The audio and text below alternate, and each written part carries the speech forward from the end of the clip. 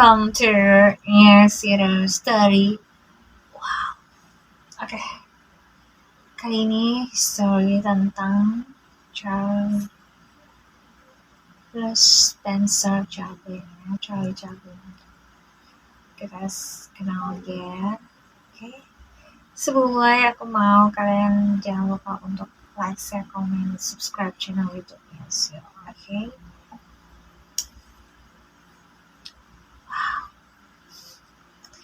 Sir Charles Spencer Chaplin, 16 April 1889, 25 Desember 1977, adalah seorang pelawak, sutradara, dan komposer film dari Inggris yang terkenal pada era film bisu. Ia menjadi ikon dunia melalui perannya sebagai Trump dan dianggap sebagai salah satu tokoh penting dalam sejarah industri film.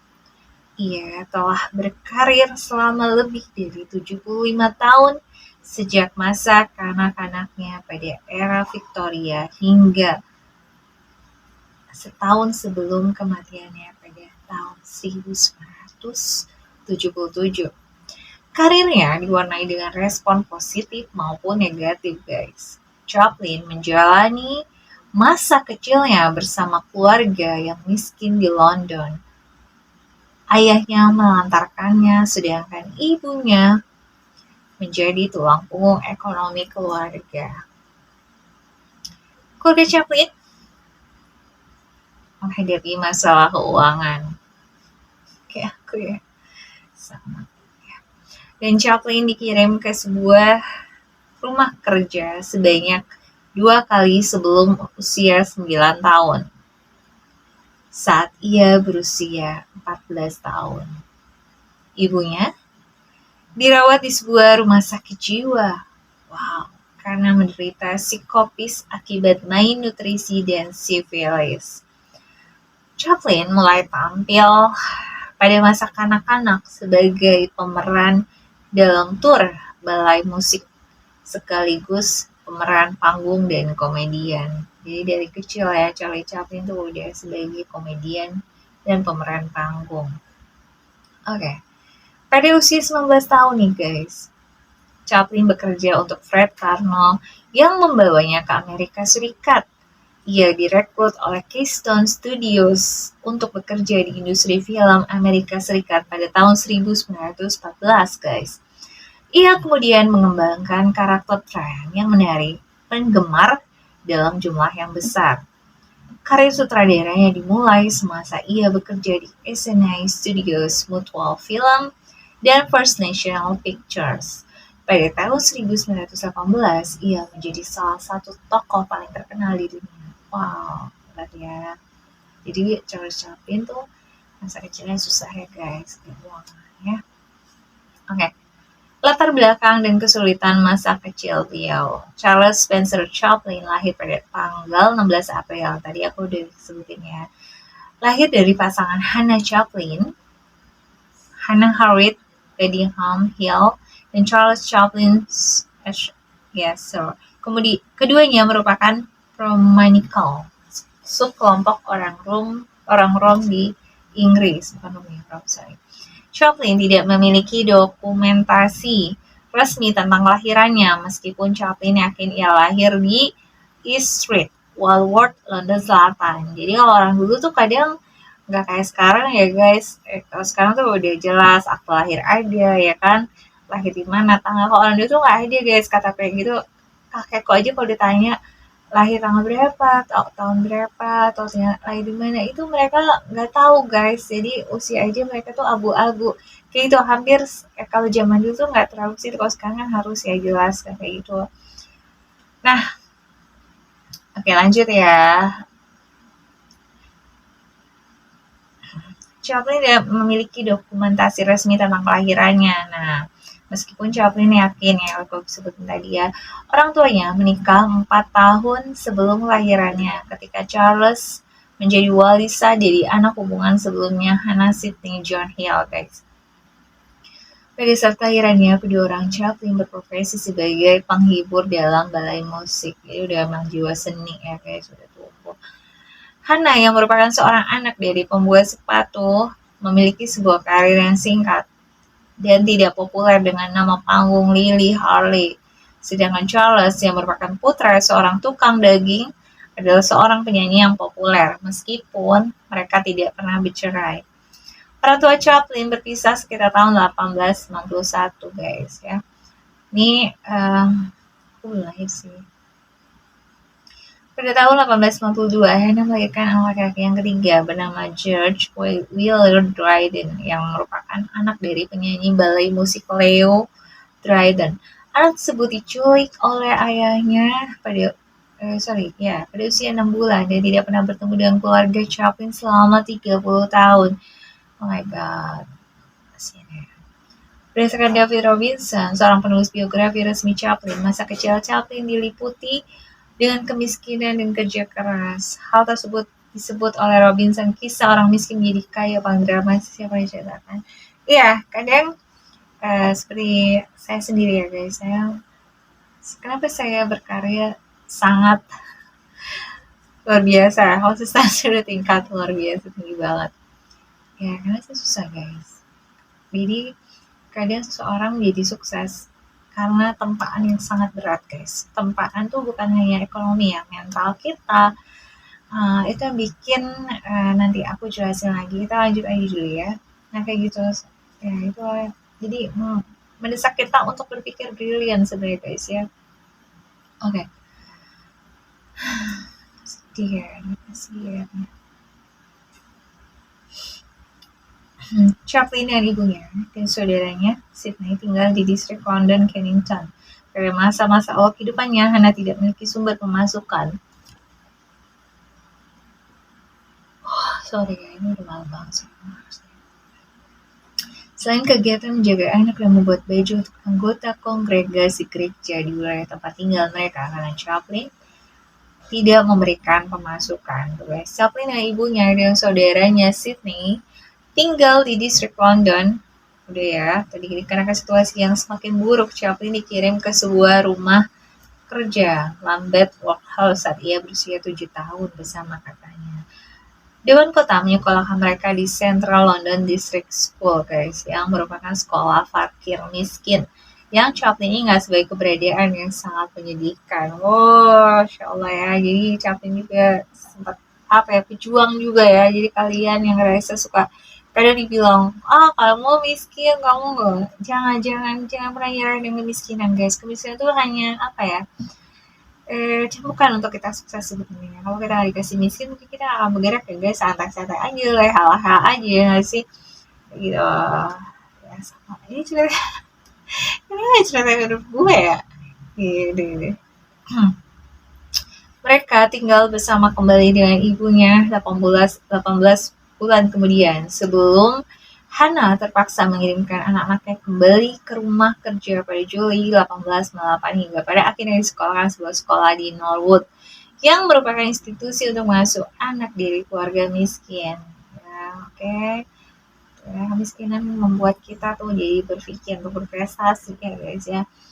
Pada tanggal 15 September 1898, Hannah dirawat di rumah sakit jiwa Kent Hill di kota Sussex selama 2 bulan karena mengalami psikosis yang diakibatkan oleh infeksi sifilis dan malnutrisi yang diderita. Sakit ya guys. Selama Hannah dirawat, Chaplin dan saudara Sydney tinggal bersama dengan Charles yang tinggal bersama dengan pacar bernama Lois dan anak mereka berdua yang berumur 4 tahun. Lois bersikap tidak ramah terhadap kedatangan Charles dan Sydney. Itulah ya. Kalau masih punya ibu tuh alhamdulillah ya. Kadang kalau udah ibu sambungnya beda ya, bener gak sih? Tapi gak semua kayak gitu, ada juga yang melebihi daripada ibu asli ya guys.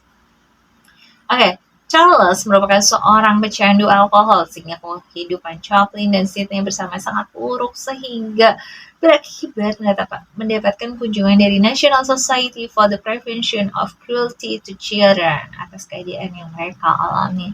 Aduh ya, pengaruh buruk itu. Santai ya.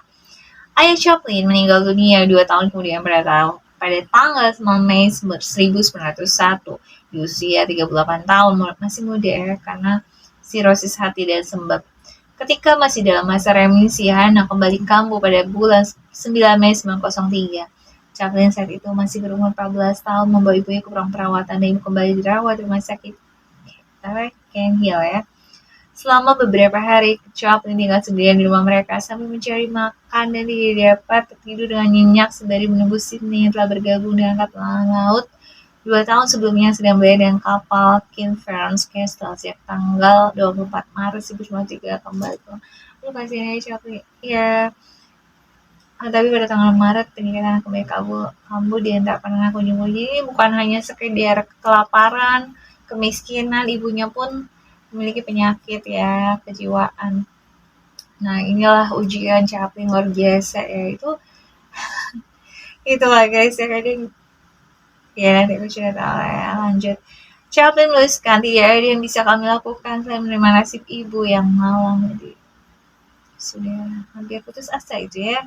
Itu ungkapan putus asa menurut aku sih. Hana tetap dalam perawatan sampai kematiannya pada tanggal 28 Agustus 1998. Tapi aku salut Chaplin merawat ibunya, guys, luar biasa. Ibunya luar biasa ya. Sayang banget ya sama ibunya. Oke, pada masa di antara Chaplin bersekolah di sekolah khusus orang miskin dan ibu yang mengalami penyakit mental, guys, Chaplin sudah mulai tampil di atas panggung untuk penampilan pertamanya saat ia berusia 5 tahun, ketika menggantikan Hana saat ia dicemooh oleh penonton pada suatu malam di sebuah kantin di Aldershot. Ketertarikannya terhadap seni pertunjukan mulai kembali muncul ketika Chaplin berumur 9 tahun ketika Hana kembali dari perawatan rumah sakit jiwa di Ken Hill. Ya. Charlie menulis, dia menginspirasiku dengan perasaan bahwa aku memiliki bakat. Masya Allah, seorang ibu yang memang udah memiliki kejiwaan, dia tetap semangatin anaknya, guys. Ya walaupun tidak bisa mengurusi, untuk bayangnya ngurus anak ya, diri aja dia udah kacau gitu, tapi dia bisa menyemangati anak, itu lah ibu ya, sayang ibu luar biasa. Aku suka kalau ibu yang guys, yang support anaknya, apapun kayak anaknya aku suka, tapi aku kurang suka kalau ada seorang ibu yang menjatuhkan anaknya, guys ya, tanpa melihat dari sisi mental anaknya gitu.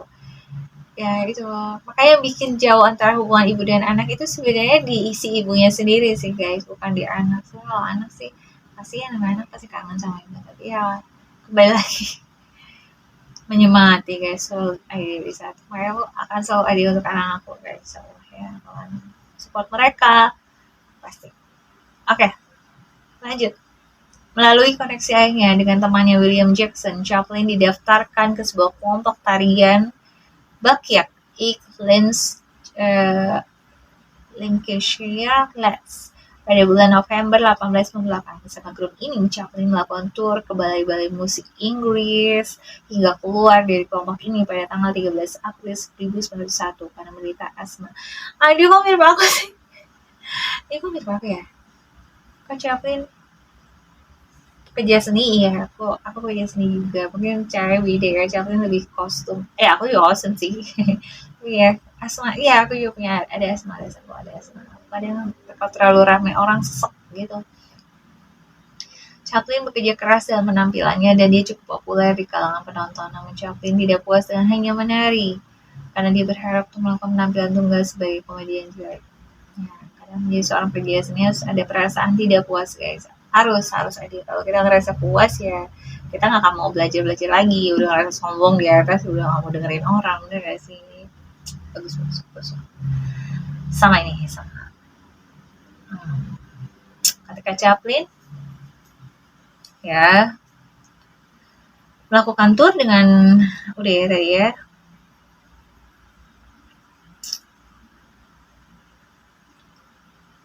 Ibunya memastikan agar Chaplin tetap bersekolah, tetapi Chaplin berhenti sekolah ketika umur 13. Wow, udah berhenti sekolah, guys. 13 tahun dia udah ngerasa kayak lebih suka ke dunia seni ya. Ya iya, maksudnya kan susah juga sekolah kan harus bayaran ya, guys. Kadang ya kasihan ya. Chaplin berhidupkan sendiri beberapa kerjaan sambil meneruskan ambisinya untuk menjadi Berusia 14 tahun tak lama setelah menjadi ibu kampus, Chaplin mendaftar di sebuah agensi teatrikal di West End, London. Manajer yang merasakan potensi David Chaplin sehingga memberikan Chaplin peran utama sebagai Loper koran dalam pertunjukan berjudul Jane, A Roman of Cocaine, karya Harry Arthur Sainsbury. Pertunjukan ini tidak sukses karena hanya dipentaskan selama 2 pekan dari tanggal 6 Juli sampai 18 Juli 1903. Namun penampilan komedi Chaplin meraih pujian dalam banyak ulasan. Sainsbury memberikan peran kepada Chaplin di dalam sebuah pertunjukan berjudul Sherlock Holmes karya Charles Bronson sebagai Billy, pembantu cilik guys. Peran ini Chaplin perankan pada 3 tur tingkat nasional yang berbeda. Penampilannya diterima dengan baik oleh penonton sehingga Chaplin diundang ke London untuk beradu peran dengan William Gillard, pemeran karakter Holmes yang asli. Ini seperti berita dari surga, kata Chaplin. Masa itu terakhir Sherlock Holmes pada awal tahun 1906 sebelum meninggalkan pertunjukan setelah lebih dari 2,5 tahun. Karena pejuang-pejuang. Oke. Ya. Dengerin ya guys, ini bagus banget kata-kata dia. Saya ingin segala sesuatu yang berlawanan, kata Charlie Chaplin guys. Celana longgar, jubah ketat, topi kecil, dan sepatu besar. Saya menambahkan sebuah kumis kecil yang saya gunakan sebagai alasan untuk menambah umurku tanpa menyembunyikan ekspresi. Saya sama sekali tidak memiliki ide tentang karakter ini, namun ketika aku berpakaian dan terhias membuatku merasa bahwa aku menjadi orang tersebut. Aku mulai mengenalnya dari aku di atas panggung dia sebenarnya lahir. Aku bisa ngerasain ya, jadi sebagai seorang pekerja seni guys ya, kita harus mengambil resiko kalau kita menjadi sesuatu, menjadi diri kita sendiri ya, entah itu cara pakaian kita, entah itu cara pembawaan kita, karakter kita, itu selalu ada resiko guys, antara orang suka dan tidak. Dan aku selalu sama dia guys ya. Jadi aku mau cerita apa ya, kalian banyak juga ya, maksudnya yang support aku banyak, follower aku banyak banget guys, luar biasa, makasih banyak. Aku sayang kalian semua, makasih ya. Terkadang kenapa aku menggila dalam bekerja ya guys, aku anggap aku bekerja karena kemiskinan, kesusahan, bukan yang sehari 2 hari guys, yang berpuluh tahun aku susah ya.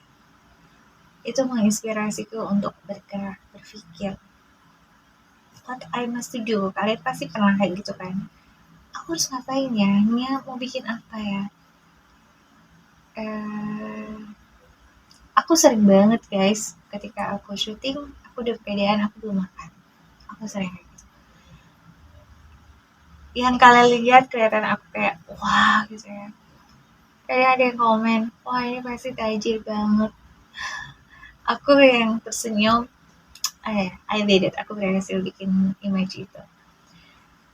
Tapi di balik layar ya guys, selama 5 tahun aku berkarya, ya kalian lihat akunya ya udah viral sih ya, kalian kalau scroll ke bawah lihatlah perjuangan aku ya. Sebelumnya bukan aku sih guys, aku tuh lebih suka di belakang layar sebenarnya guys. Aku suka menjadi seorang content creator yang memang di belakang layar, jadi aku melihat sesuatu objek depanku, aku bawain itu gitu, mereka yang aku kadang post untuk tampil. Tapi aku pikir lagi, aku merasakan apa ya, itu ketidakpuasan guys. Aku bilang apa ya, aku sering banget guys ketika aku syuting tidak ada makanan di depan aku, dan aku melihat aku lapar guys. Aku tidak menyalahkan siapapun, untuk apa kita menyalahkan orang, benar gak sih guys. Aku tahu ini takdir aku guys, dan aku rasa Allah sayang sama aku. Kenapa? Mungkin aku di-push untuk berbeda gitu guys. Kayak aku buat sesuatu, oke, aku nggak mau aku dikata-katain oke seperti si inilah anak aku ya kan, aku dibilang seperti si ya inilah itu gitu. Ya udah akhirnya aku pikir aku harus keluar dari zona nyaman aku guys, aku harus terinspirasi. Aku sering banget guys, aku kalau live depan kalian tuh aku belum makan guys, aku sering banget kayak gitu. Dia itu selama 5 tahun aku belum, ya kalian pikir aku udah dapet ya, aku belum belum dapet apa-apa guys. 5 tahun tuh untuk konten kreator tuh belum dapet apa-apa. Ya kalian jangan ngerasa oke, bagi pemula gitu ya semangat. Oke, semangat terus aja gitu terus. Tapi ya konsisten ya, jangan bingung ya kok belum dapet-dapet. Ya makanya gitu guys, soal konten kreator tuh bukan kayak orang kantoran yang aku bilang yang langsung dapat gajian, nggak gitu guys. Jadi memang benar berjuang bertahun-tahun, mungkin bisa berpuluh tahun tergantung tergantung kita yang di atas juga ya guys meridoi seperti itu. Jadi ya kemiskinan lah yang bikin aku berjuang dengan luar biasa ya. Dibilang aku menggila kerja, iya aku menggila banget. Aku gak mau guys, aku lebih baik aku menggila kerja daripada lihat anak aku gak makan, aku gak mau guys kayak gitu ya. Jadi ya beginilah aku apa adanya, aku pengen keluar dari kayak kepompong gitu ya sih, aku pengen keluar gitu. Aku bisa menjadi seorang kupu-kupu yang indah gitu ya seperti itu. Oke ya, sabar ya, capek-capek aja hampir sama kayak aku ya. Oke, terima kasih ya, mudah-mudahan inspirasi untuk kalian yang mungkin masih berjuang seperti aku. Ayo kita bisa sukses. Ayo keluarkan pemikiran, imajinasi kalian mau melakukan apa, ayo lakukan dan konsistensi. Pokoknya konsistensi aja guys. Pada nanya sama aku, kakak konten kreator pengikutnya banyak banget, pasti apa sih kuncinya aku mau kayak gitu gitu. Itu terus jangan bosan atau terus bikin sesuatu yang baru kayak gitu. Oke, terima kasih. Aku digigit nyamuk. Oke, aku mau langsung di live soalnya. Terima kasih. Jangan lupa untuk like, share, comment, dan subscribe channel aku yang Shira. Bye bye.